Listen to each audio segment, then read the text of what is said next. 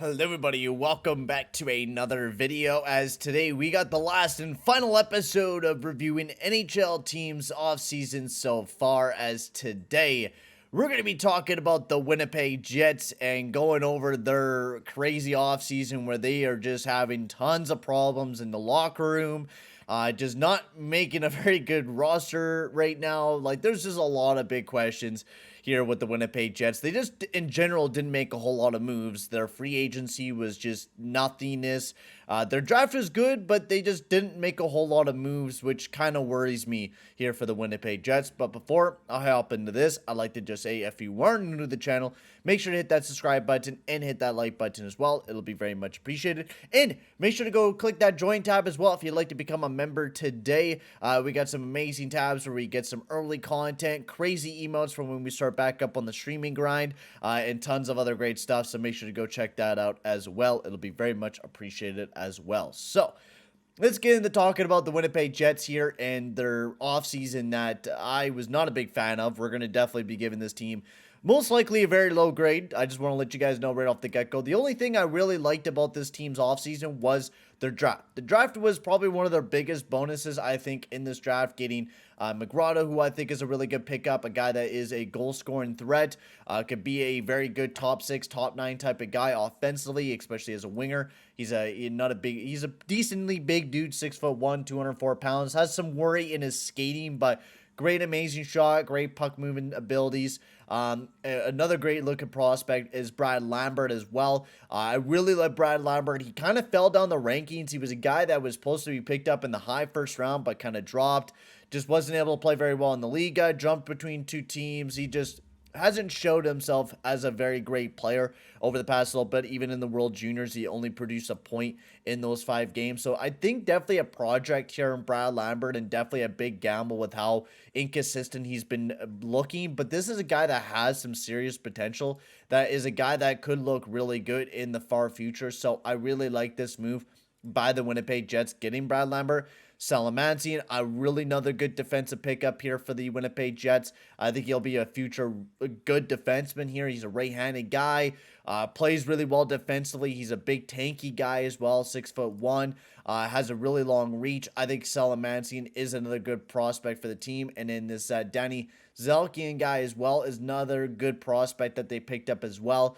Still not the greatest potential in the world, but another good-looking prospect here for the Winnipeg Jets. And honestly, their first 4 picks of the draft, they got 4 great players that I think could probably be on the Winnipeg Jets roster here in the future. So I love what they did, and that's exactly what you have to do. When you have a rough year like this year and you have some locker room problems, you have to draft really good, and they certainly did that, getting McGrotto, Lambert, and Salamancian. So I liked all those picks. They didn't do any trades, so nothing to talk about trade-wise, but we will talk about the free agent pickups, which also, they didn't make a whole lot of moves, so this video is going to be very, very quick. They replaced Eric Comrie with David Riddick, which I don't know why they picked up David Riddick. Yeah, we're having locker room problems, so let's pick up Big Dick Dave, who has been absolute abysmal over the past 3 years. He has just been just not good. He's really not been good. Nashville, he just played absolutely abysmal at 886 save percentage. So I don't know why the Winnipeg Jets really picked him up, especially after kind of the struggling year by Connor Hellebuck.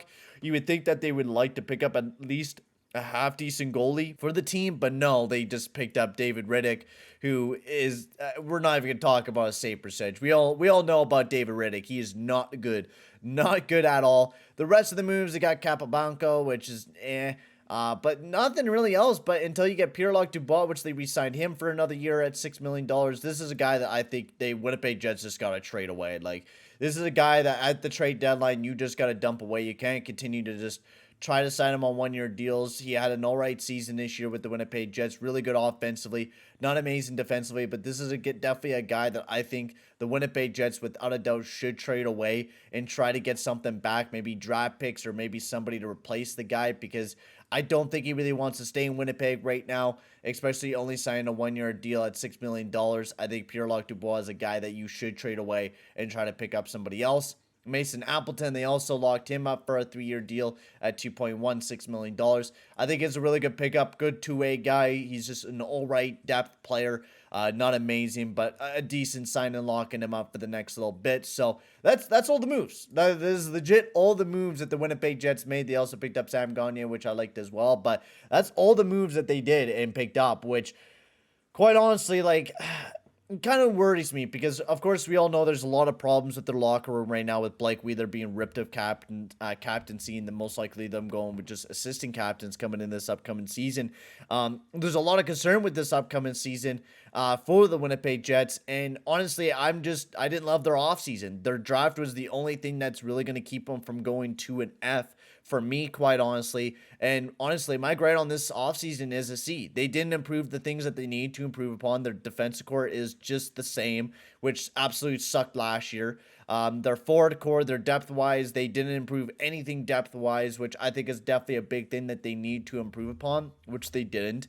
Their top six is still the exact same, which they had a lot of big question marks going through majority of last season as well. That's still the same. So there's still a lot of the same crap here for the Winnipeg Jets, and I mean, that's the problem. No one wants to go to Winnipeg, so their grade is definitely being hindered by the fact that no one wants to go to Winnipeg right now. So I'm giving them a C. It sucks to see this kind of downfall for the Winnipeg Jets because I love their rise and how they were really one of the most talked about teams, and now they're just kind of on that downward trajectory right now and not looking too amazing. So I'm giving this team just a C. It could even go to a C minus, quite honestly, but I'm going to give them a C. I'm going to be nice because they did do really well in their draft. And that's really the only nicest thing that I could say about them. I don't think this team is going to be a playoff team this upcoming season. I think Cheveldayoff, his best bet is to try to trade away a decent amount of the players that he can trade away, like Pierre-Luc Dubois. Try to get, some players off the team, maybe even try to fix up the locker room, and that's what they brought in Rick Bowness for, and I think that will definitely help. Maybe Rick Bowness will make this team a lot better. Maybe they'll play in that type of system that will help them. Who knows? But I just think here for the Winnipeg Jets that there's a lot of concern coming into this upcoming season, and I'm definitely not a big fan of the way that they handled it. And with their locker room being the way that it is right now, there's a lot to be concerned about if you're a Winnipeg Jets fan coming into this upcoming season.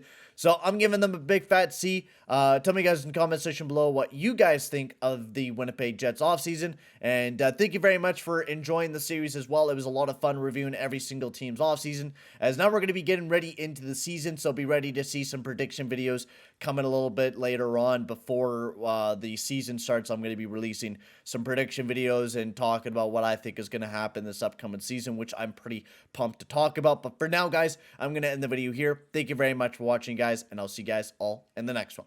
Adios, amigos.